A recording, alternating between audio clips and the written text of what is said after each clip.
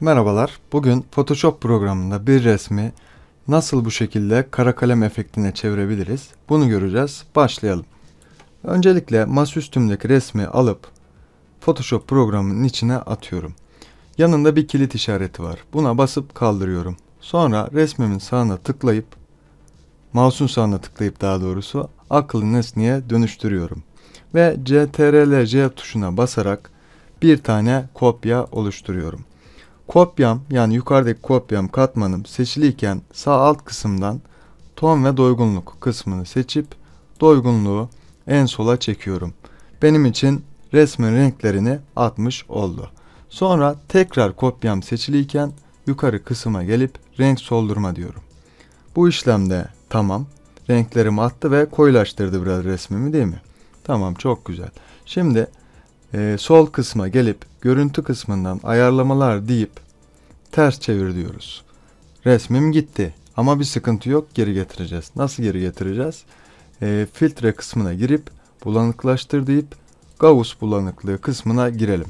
Burada gördüğünüz gibi yarıçap boyutunu resmin durumuna göre. Hatta ben biraz büyüteyim şöyle ekranımı. Tekrar geleyim bu kısma. Gauss bulanıklığı dedim. Şöyle bakıyorum. 50 gibi falan daha iyiydi sanki, aynen. 50 gibi daha iyi. Biraz yakınlaştıralım hatta şöyle. 50 gibi hoş oldu. Sonrasında kopyam yine seçiliyken sağ alt kısımdan düzeyler kısmına gelelim. Ve buradaki kısmı şöyle biraz sağa doğru çekelim. Gayet güzel. Benim hoşuma gitti. Resmin durumuna göre siz de ayarlarsınız. Ama burada bir eksik var. Ne gibi bir eksik var?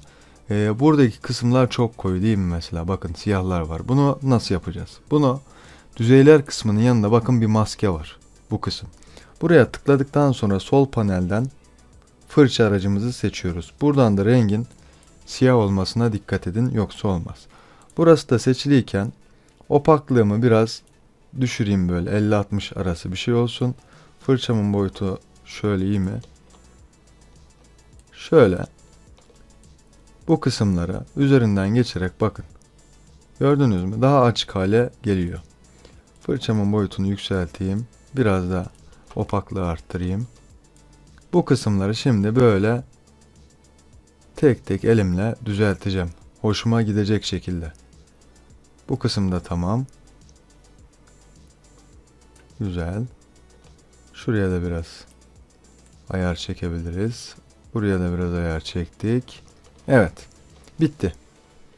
Kabataslak bu şekilde iyidir yani. Şöyle bir tam ekranı alalım.